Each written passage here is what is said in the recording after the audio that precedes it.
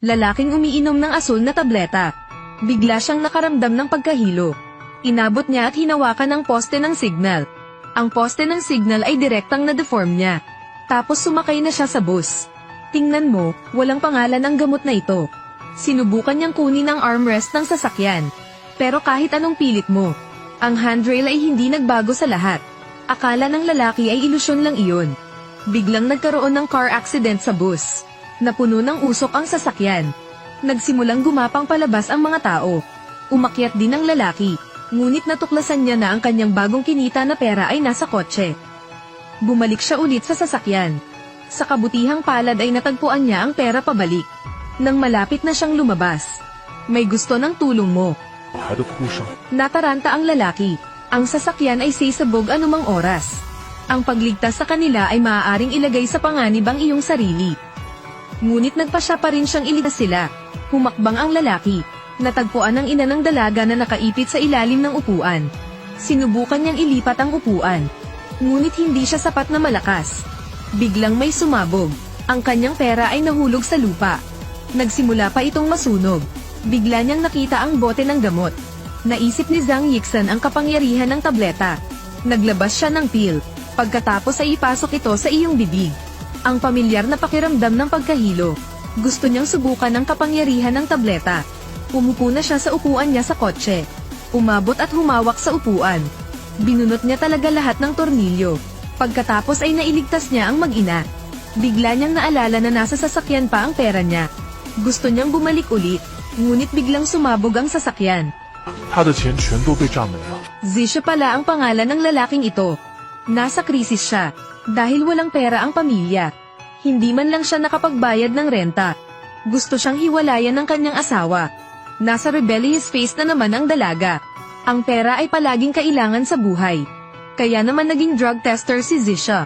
Pero hindi siya pinili, dahil hindi maganda ang kalusugan ni Zisha. Sa kabutihang palad, binigyan siya ng kumpanya ng drug testing ng pera. Magnanakaw ang lalaking ito. Nagnakaw din siya ng isang bote ng gamot doon at ibinigay kay Zisha. Magkakaroon ka ng mabuting kalusugan kung inumin mo ito. Alam ng lalaking ito na ito ang gamot na susubukan niya.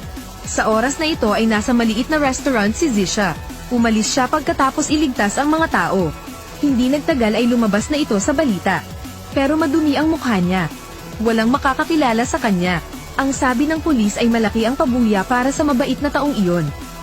Mabilis na pumunta si Zisha sa istasyon ng pulis. Sinadya rin niyang ipininta ang kanyang mukha para matulad sa kinuna ng larawan sa eksena. Ngunit hindi siya pinaniwalaan ng mga pulis. At sabihing peke ka, dahil siya ang ika-14 na nag-claim ng premyong pera. Tapos may pumasok na ibang tao. Sabihin na ikaw ay isang bayani na nagil iligtas ng mga tao. Agad namang nanlumo si Zisha. Diretso siyang umalis. Pagka-uwi, napatingin siya sa bote ng gamot. Nagpa siya na subukan muli. Uminom si Zisha ng tableta. Hinampas niya ng kamay ang mesa. Pero masakit ang kamay niya. Gusto niyang buksan ang refrigerator. Diretso niyang sinira ang refrigerator. Kinuha ni Zisha ang nag-iisang kawali sa bahay. Direktang eye distort ito, upang subukan ang mga epekto ng gamot. Nakakita siya ng isang kriminal. Magaling tumakbo ang lalaking ito. Hindi madaling mahuli ang taong ito. Nakita ng lalaking ito si Jichol. Tumalikod siya at tumakbo palayo. Tahimik na umiinom si Zisha ng tableta. Sinimulan niyang suntukin ang orasan. Dirdiretsong tumakbo papunta sa lalaking iyon. Sa oras na ito siya ay nakakuha ng napakabilis na bilis. Kasing bagal ng langgam ang nasa harapan niya. Hindi nagtagal ay humarap siya sa lalaking ito. At sinabi sa kanya, "Nasuspinde ako sa trabaho ng 2 buwan. Pinigilan kita sa pagkakataong ito para lamang sa pisikal na pagsasanay." Sorpresahin ang lalaking ito. "Nasuspinde ka na ba?" Tinawag din niya ang kanyang nakababatang kapatid. "Ngayon ay nasuspinde siya. Ngayon hindi ka pulis. Para matamaan ka namin ng walang anumang problema." Ngunit sa sandaling ito, si Zisha, na may sobrang kapangyarihan. Sila ay kasing bagal ng mga tamad sa kanya. Matapos talunin silang lahat, tinignan niya ang relo niya. Sa oras na ito, nag-expire na ang superpower. 3 minuto lang. Gumagana lamang ang gamot na ito sa loob ng 3 minuto. Pinuntahan ni Zisha ang taong kulot ang buhok. at gusto ng boxing match. Sa ngayon, kailangan niya ng pera. Dinala siya ni Curly sa isang grupo ng mga gangster. Kaya hindi nila ako nakikilala. Nakahod din si Zisha. Ang madla ay nag-ayos ng laban para sa kanya. Si Zisha ay pamilyar pa rin sa arena. Kahit walang gamot, ang kanyang lakas ay hindi maaaring maliitin. Boxer din kasi si Zisha dati. Kinasuhan siya ng fraud. Napilitan siyang umalis sa boxing. Medyo mabait din ang taong nasa harapan ko. Napakalakas din ng kalaban niya ngayon. Magsisimula na ang laro. Mahigit 10 taon nang hindi nagbo-boxing si Zisha. Napakahirap kalabanin ang lalaking ito. Na-knockout siya pagkaraan ng ilang sandali. Buti na lang halftime. Tinanong ni Zisha si Curly na kumuha ng isang basong tubig. Inihanda niya ang asul na tableta sa loob. Nagkunwari siyang umiinom ng tubig at uminom ng gamot. Pagkatapos uminom ng gamot, lalong lumakas ang pakiramdam ni Zisha. Ang laro ay nagsisimula ng maaga. Tingnan ang iyong mga kakumpetensya sa unahan. Sinuntok siya ni Zisha sa baba. Itong lalaking ito ay ibinaba. Maghintay hanggang matapos ang laro. Natanggap ni Zisha ang bonus. Ngunit ang halagang ito ay masyadong maliit. Hindi sapat ang pera. Noong nag-iisip si Zisha kung paano kumita ng pera, lumapit sa kanya ang isang mayamang lalaki. At direktang kumuha ng $100 milyon. Gusto niyang pumirma ng kontrata kay Zisha. Si Zisha lang ang makakatulong sa kanya na manalo ng ilang laban. Alam ni Zisha, maaring nasa panganib ako pero kikita ako ng malaki. Ang taong ito ay naghahanda upang subukan ng isang bagong gamot. Talagang itinali siya ng doktor sa isang upuan. Anong gamot ang kailangan ko? Hindi natatakot ang lalaki. Hayaang atali siya ng doktor. Wala siyang pakialam sa pang-eksperimentong gamot. Kumita lang ng pera. Lumalabas noong araw na nag-a-apply siya ng trabaho bilang drug tester. Kung wala ka sa mabuting kalusugan, hindi ka mapipili. Alam ng mga lalaki na hindi maganda ang kanilang kalusugan. Kundi para kumita, siya ay naging matalino. Sinamantala niya ang pagkawala ng doktor. Talagang ipinagpalat niya ang kanyang sample ng dugo sa iba. Bago umalis, nagnakaw din siya ng 2 bote ng gamot. Ang taong pinalitan ay si Zisha. Alam niyang si Zisha ang boxing champion 10 taon na ang nakararaan. Naisip niya na siguradong malusog ang katawan ni Zisha. Tulad ng inaasahan, piniling tao. At dahil napalitan ng impormasyon si Zisha, kaya hindi siya qualified. Bago umalis ang dalawa, binigyan din siya ng lalaki ng isang bote ng gamot. At nagsinungaling kay Zisha na ito ay isang malusog na produkto. Naging magkaibigan daw sila, pareho ring nag-iwan ng contact information. Actually gusto ng lalaki na subukan muna ni Zisha ang gamot. Kung okay lang si Zisha, pagkatapos ay maaari mong matapang na subukan ng gamot sa hinaharap. Pinagmasdan niya si Zisha. Wala siyang problema pagkatapos uminom ng gamot. Pero hindi niya alam, malapit ko nang bayaran ang buhay ko para dito. Maghintay hanggang sa maging matatag siya. 医生倒出几粒蓝色的药。 At maraming tao ang lumabas sa lab. Pagmasdan siyang mabuti, Chin Shou, ang boss ng biological na organisasyong ito. Dahil ang eksperimentong ito ay napakahalaga. Naghintay siya ng 10 taon. Binigyan siya ng doktor ng tableta. Pero napalunok lang siya ng gamot.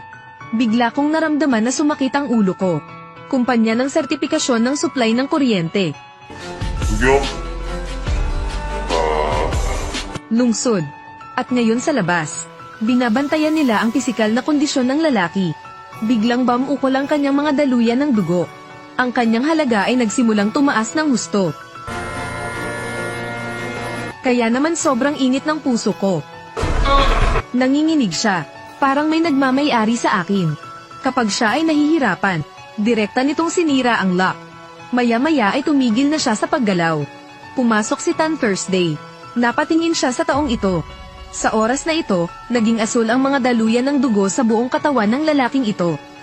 Tulad ng hinaing ni Chin Shou na nabigo ang eksperimento. Bigla, diretso siyang sinalo ng lalaki. Sa kabutihang palad, dumating ang mga bodyguard ni Chin Shou. Sinipa niya ang lalaki, pero hinawakan ng lalaki sa leeg ang bodyguard. Itinaas pa talaga siya ng isang kamay.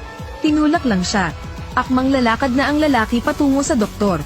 Bigla siyang samuka ng dugo. Tapos namatay on the spot. Ito ang oras upang uminom ng gamot pagkatapos umalis sa lupa. 3 minuto lang. Pagkatapos ay inilagay nila ang lalaki sa isang body bag. Galit na galit si Tan Thursday. Saway niya sa doktor. Bakit napakabagal mong umuunlad? Hanggang ngayon, hindi pa naresolba ang problema ng toxin sa droga. Ano ba? Lumapit ang bodyguard ni Chincho. Paano haharapin ng isang lalaking nalasan hanggang sa mamatay? Hiniling sa kanya ni Tan PH na palihim na itapon ang katawan.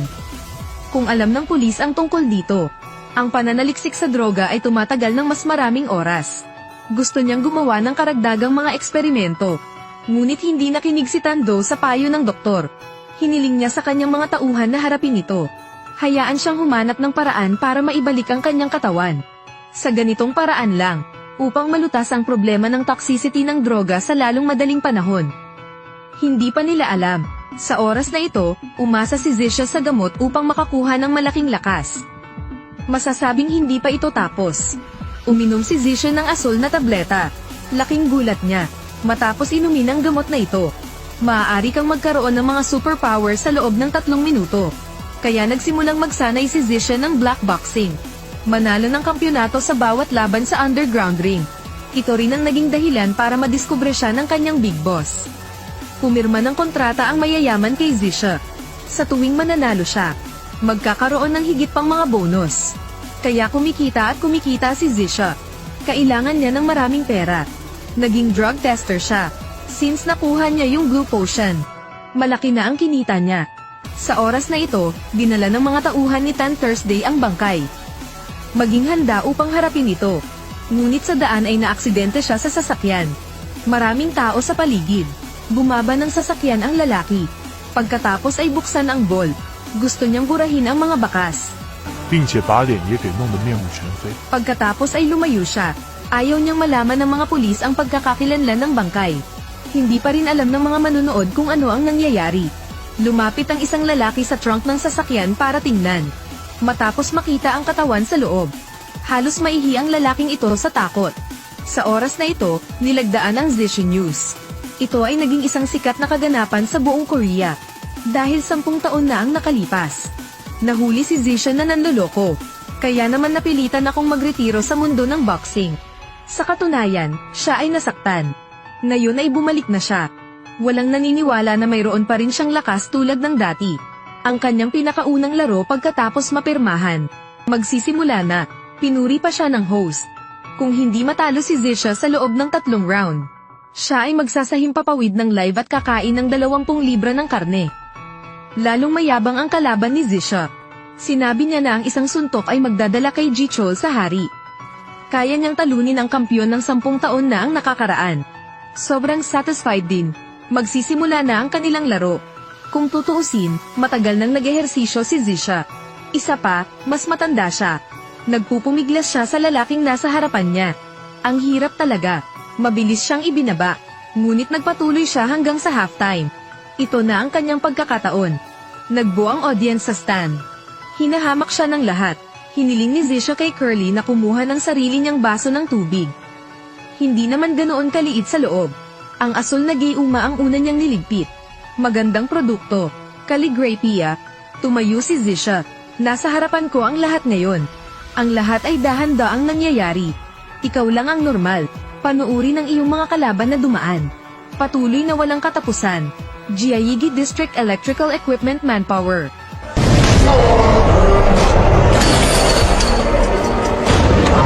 Umakyat ang kamay. Diretsyong niyakap niya si Zisha.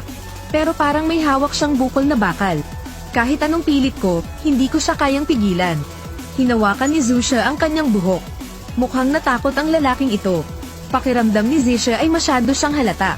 Gusto kong magpanggap, tapos natamba ako habang nakayakap sa lalaking to. Sinasakyan siya ng kalaban at patuloy na sinuntok. Iniwasan ni Zisha ang bawat suntok. Nang malapit nang tumigil ang gamot niya, diretso siyang sinuntok ni Zisha. Nawalan ng malay ang taong ito. Nataranta ang lahat, at tinanong ng presenter na ito ang kanyang kasamahan. Bago magsimula ang laban, di ba sabi mo gusto mong tumaya? Kailan? Bago ang laban. Sino ka? Kaibigan.